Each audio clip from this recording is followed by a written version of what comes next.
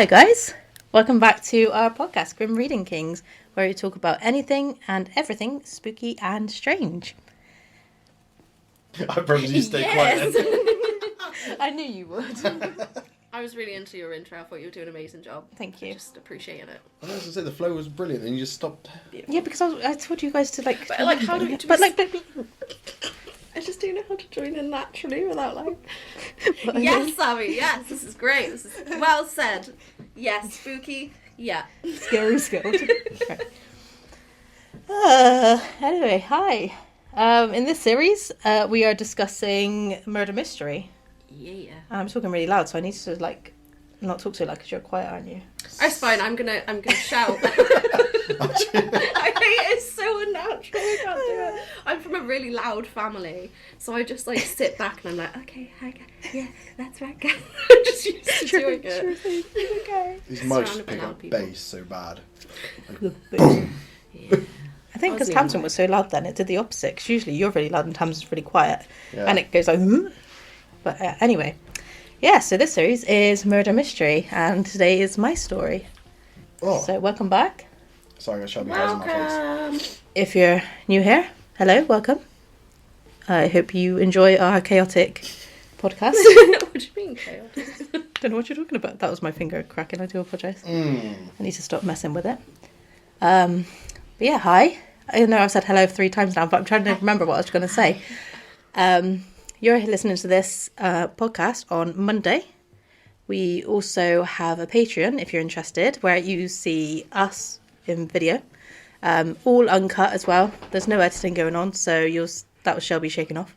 Shelby is our dog. Yeah, so Monday you'll hear us through podcast. It was like a man shaking off in the corner. I was on a roll then, guys. Sorry. Shelby's my uncle. He's just shaking off. I'm very good. It's Grandad in the corner, just shaking. I'm so sorry. No, you were doing so well. I was doing so well. See? I just cracked up because it's just the way you sounded. Like, Shelby shaking off. That's our dog. Who else would it be? Might be our cat. That's our budgie just going mad. I mean, to be fair, budgies do make a lot of noise. Anyway, you're listening to us on podcast today, and we also have a Patreon that goes live on a Monday as well, which is a video, as well as obviously the story, completely uncut. So it's raw footage. You see the chaos behind what is going on, basically, and how bitchy we are to each other off camera, but it's still on camera, so it's like not edited out, basically. So candid. Yeah. Candid bitching. And then on Friday, you get the edited episode on YouTube, so it has the actual video, and we do little pop-ups of pictures and stuff, so you can kind of fat away. You're calling me fat. Not fat, okay? Big band. Big I have money, I do what I want. Oh, I forgot about that episode. I was trying to think what you said as well. Yeah. Right, sorry, I'm just going to take a drink. Good evening. I'm keeping rings. We are the Grim Reading. Sure, let's do it. I keep saying like, I do apologise. Right. I've got a metronome. What was that? Yeah, today is my story. We'll get back into it now. And my story is about the child killer Mary Bell. So, are we happy? I'm happy. I can't wait. Very. Very happy. Cool. Mary Flora Bell was born on the 26th of May 1956 in Newcastle, England. Her mother, Elizabeth Bell, known as Betty, was only 17 when she gave birth and was a well-known local prostitute. When Mary was born, the hospital staff attempted to place her into Betty's arms, to which she refused and shouted, "Take the thing away from me." We do not know who Mary's biological father was, but when she was a baby, her mother married a man called William Bell, known as Billy, who played the father figure in Mary's life. He was a violent alcoholic and habitual criminal with an arrest record for crimes including armed robbery. Did I say that right? Habitual? Yeah. I said habitual, that's right. I don't even know what it means. I guess it's I did Google it. a habit of... Yeah. Like a common... Right, You just okay, do it's it. pretty much right there. Like picking your nose is a habit. As a baby, toddler and young child, she frequently suffered injuries in householder accidents. in household accidents while alone with her mother, which led her family to believe that either her mother was deliberately negligent or intentionally attempting to harm or kill her daughter. On one occasion, Betty dropped her daughter from a first-floor window. On another occasion, she plied Mary with sleeping pills. So just give you a bit of a gist of What she was like? What she was doing. She is also known to have once sold Mary to a lady outside an adoption centre who couldn't have children of her own. But Mary's aunt travelled across Newcastle to reclaim her from the lady and return her to Betty. Despite the negligence and abuse of her child, Betty refused repeated offers from her family to take custody of Mary, and when Mary was 4 years old, it is alleged that her mother began allowing her clients to sexually abuse her. Growing up, Mary struggled to make friends, and when she was 4 years old, she became friendly with a 5-year-old girl who lived on the same street. Unfortunately, this girl was hit and killed by a bus in front of Mary while they were playing in the street. So you can imagine how traumatizing that was for Mary, as well as everything else she had to put up with. Wild. So yeah, she's 4 years old and she's already dealing with like... It's insane. Bet All she's this- hard as nails, though. Well. Both at home and at school, Mary exhibited numerous signs of disturbed and unpredictable behaviour, including sudden mood swings and chronic bedwetting. She would be too scared to go to sleep at night, fearing she would wet the bed, as when she did, her mother would rub her face in it and hang her bedding out for the whole neighbourhood to see.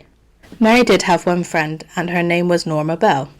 Although they shared the same surname, they were not related in any way. Norma was 2 years older than Mary and lived next door to her. They were joined at the hip and did everything together.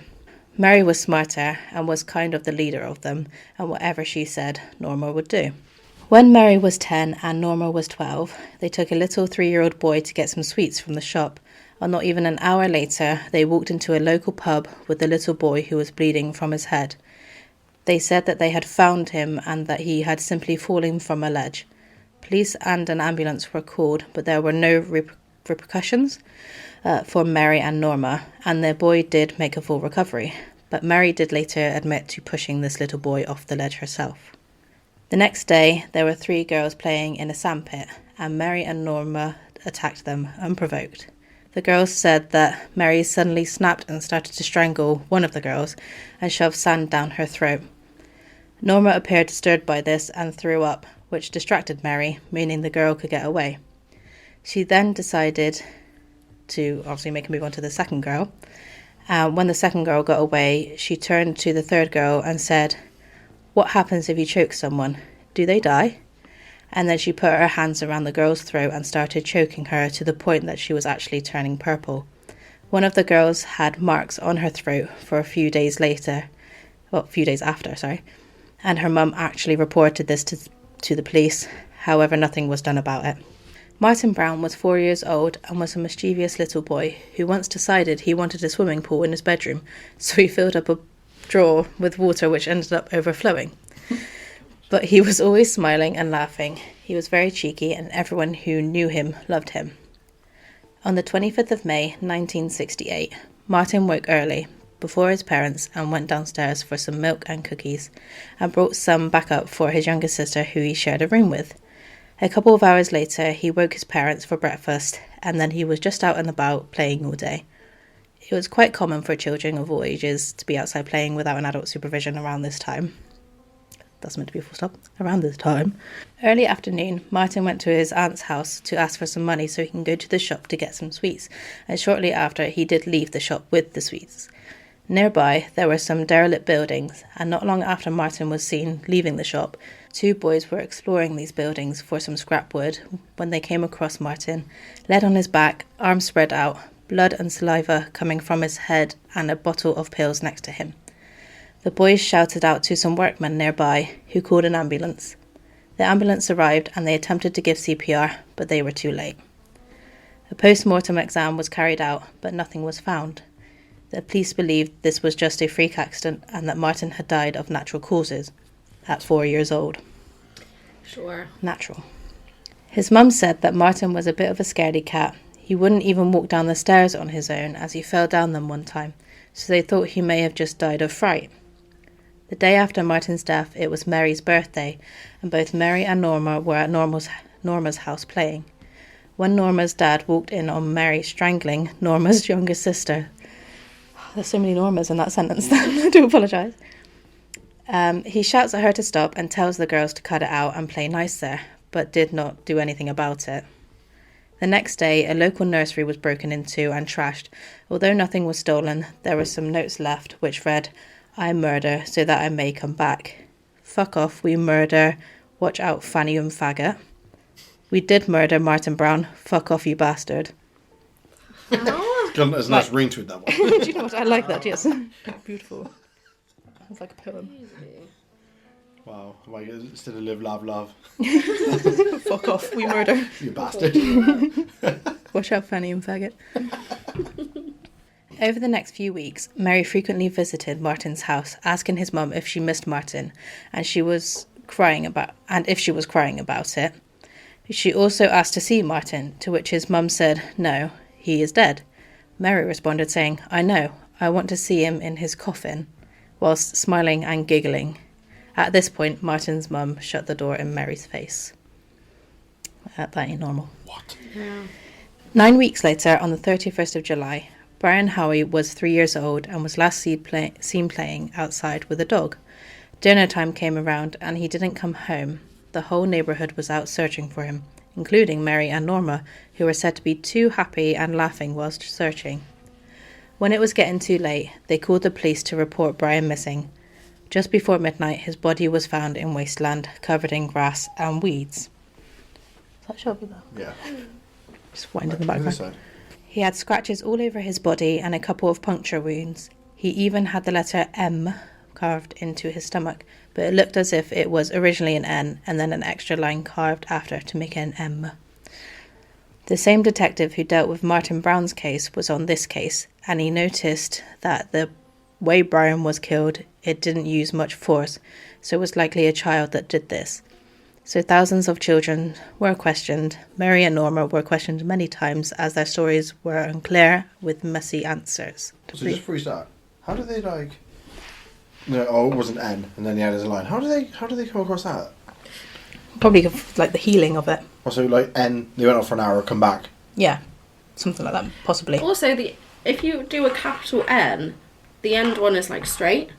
So Yeah. you would do like that, and then you'd have to do one that came out, so it Yeah, would look true. misshapen, like a Oh, that's true, word. yes, it'd be like an N. Meh. Yeah, that's what I'm assuming. Yeah, it's a very good point. I didn't actually think of that. I'm a genius. When being questioned on one occasion, Mary suddenly remembered seeing an 8-year-old boy playing with Brian and saw him hit Brian around the face and neck. She also said she saw him with a silver pair of scissors, which the boy used to try and cut off cats' tails. This description of the scissors matched the exact pair that were found by Brian's body. However, nobody knew this, only the detectives and the killer. The 8-year-old boy was cleared as he was at the airport with his family at the time of Brian's murder, so it's impossible to be him. When being questioned, Norma said that she was playing with her sisters at the time of the murder. However, the other children that were questioned said they saw Norma with Mary. Norma was then taken to the police station to give a statement, where she confessed that Mary took her to see Brian's body and told her that she killed him by squeezing his neck and pushed up his lungs, because that's how you kill someone. It's not wrong. I mean, strangling does the job, doesn't it? But Yeah. whatever. Mary then ran her fingers over Brian's blue lips and stated she enjoyed it and lifted up his top to show Norma the carving on his tummy. She even showed Norma where she hid the razor, which was under a concrete block. The detective asked Norma if she would show him where the razor was hidden, so they went down to the site and the razor was exactly where Norma had said, under the concrete block. After this, the detective went to Mary's home for questioning, and Mary was very defensive and agitated the whole time, and even threatened to get a solicitor, which is wild for... How old is she at this point? 11? Yeah. When the police told Mary that Norma had shown them where she hid the razor, Mary even threatened to kill Norma. But they couldn't hold her. They didn't have any definite... Is it definite? Definitive? Yeah, I think that's what it's meant to be, definitive evidence. For all the police knew, Norma could have made it up and pinned it on Mary. At Brian's funeral, the detective was looking out for anyone acting suspicious. Shelby? And noticed Mary seeming way too happy, laughing and rubbing her hands. And at this moment, he knew he had to bring her in for questioning. He arrested Mary and Norma Bell that afternoon. He first arrested Mary and brought her in for questioning, and she tried to pin the whole thing on Norma and that Norma killed Brian. During Mary's interview, he brought up Martin Brown and told her he believed the two deaths were connected. He also brought up the nursery break-in and the notes left, to which she straight up admitted it, but tried to blame it all on Norma. That evening, Mary and Norma had been arrested for Brian's murder, but they did not have enough evidence to convict them for Martin's murder also. By the 21st of August, the investigation was complete. The police contacted the girls' school to ask for Mary and Norma's work so they can compare the handwriting with the handwriting on the notes left at the nursery the day of the break-in. They found that the handwriting did indeed match, and not only that, but they also found a story Mary had written the day after Martin's death, along with a drawing of Martin's body, the workman, and the bottle of pills labelled tablets. However, the bottle of pills that were found next to Martin's body was never publicly disclosed. No one knew about the pill bottle. Why are they trying to cover that up? Fibres from the girls' clothing was found on both bodies, so they were charged with the murder of Brian Howie and Martin Brown. During the trial, while most people considered Mary guilty, there was some doubt about Norma's guilt. Betty, Mary's mum, was very dramatic during the trial, sobbing really loudly and storming out of the court, to then walk back in minutes later. Norma's reactions to evidence seemed quite normal for a child with nervous tears, whereas Mary seemed emotionally blank and unbothered. Due to Mary's lack of emotion in court, she was examined by a number of psychiatrists who said that she displayed psychopathic tendencies. That's right, isn't it? Psychopathic? Yeah. Norma Bell was acquitted on the grounds that she was manipulated by Mary into doing the things she did and didn't understand the weight of what she was doing because she was simple-minded and she couldn't understand that what Mary was making her do. Wow. Mary was convicted of manslaughter on the grounds of diminished responsibility as she displayed classic symptoms of psychopathy. Is that right? Like being symptoms of psycho. You are a bit there. The judge described her as dangerous and said she posed a very grave danger to other children. She was sentenced to be detained at Her Majesty's pleasure, basically meaning indefinitely. And then I didn't want to go too much because she's still alive now, and she's under a pseudonym. So I didn't want to. That's where I wanted to end that story, basically. But yeah, that's the story of Mary Bell. So she was 10 years old doing that.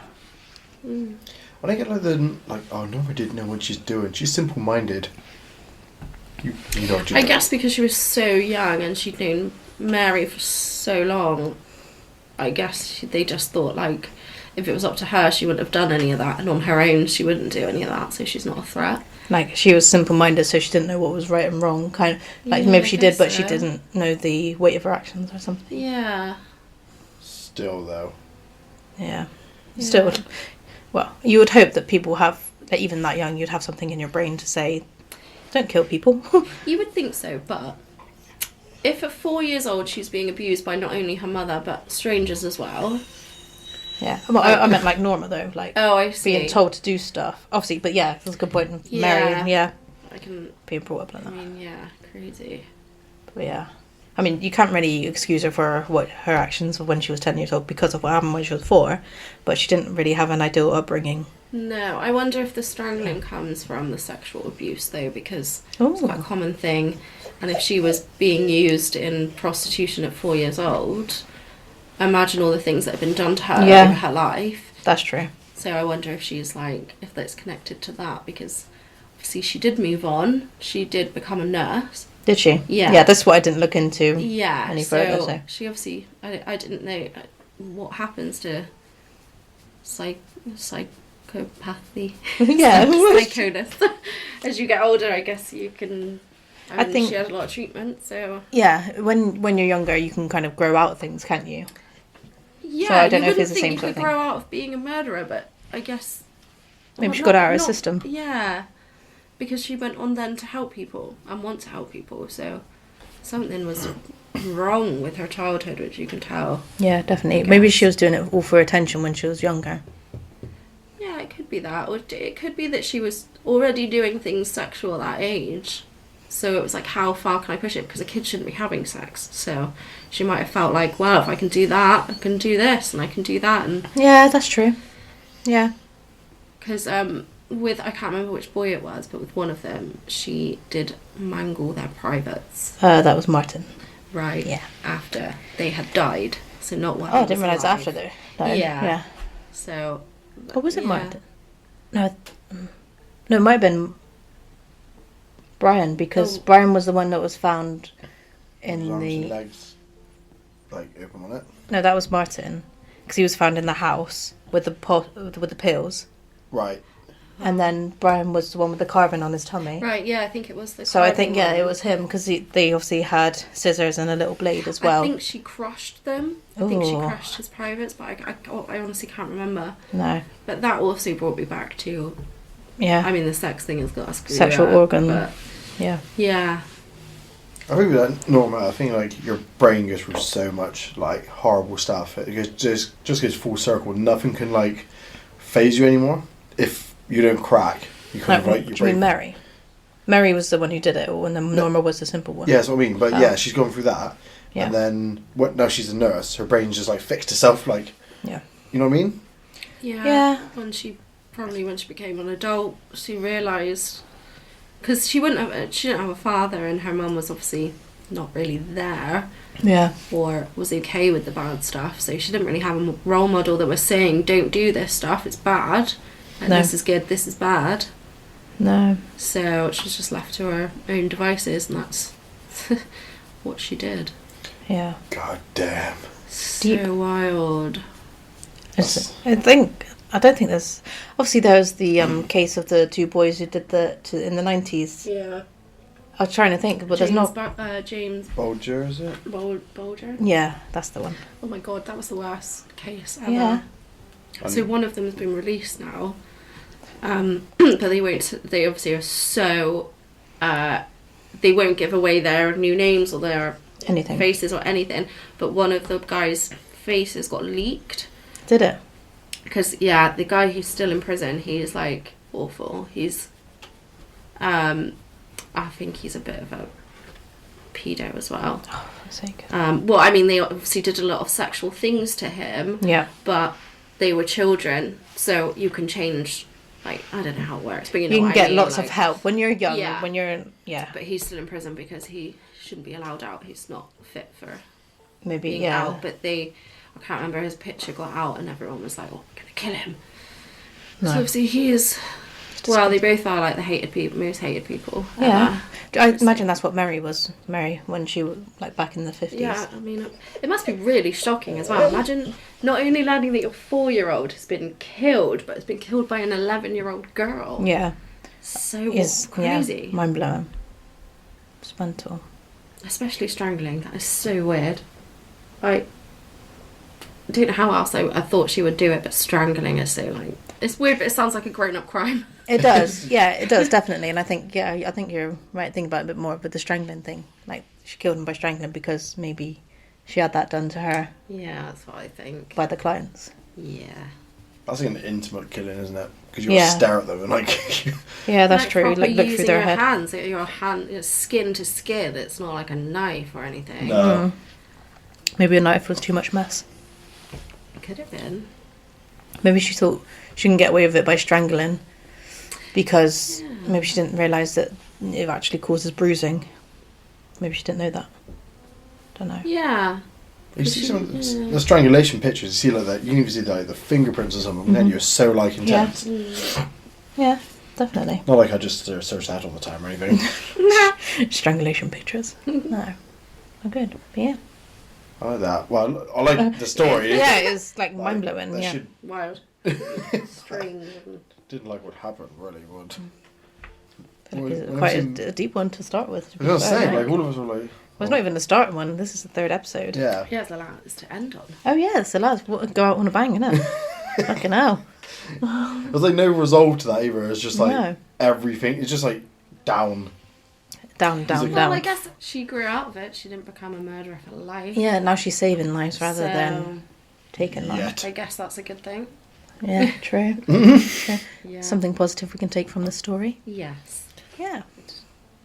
Yes. Anything else to add there? No, my mind's kind of like all freaked out now. I'm more like in a weird like murder trance. Not like I'm gonna murder people, but like You're gonna be scared of 11-year-old girls forever. Like that one could do it. just go on the street with a baseball bat. Bang! She looked at me.